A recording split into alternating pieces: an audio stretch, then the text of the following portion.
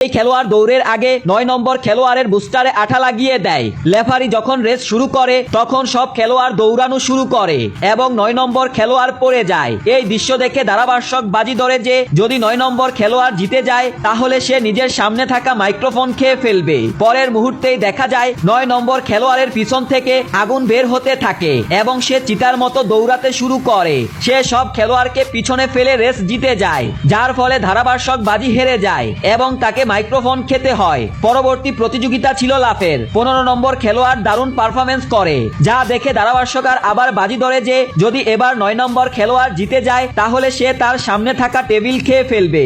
৯ নম্বর খেলোয়াড়ের পালা এলে একটি রহস্যময় ব্যক্তি আসে এবং তাকে ৩টি সুপার কার্ড দেয়, যার মধ্যে সে একটি খেয়ে ফেলে।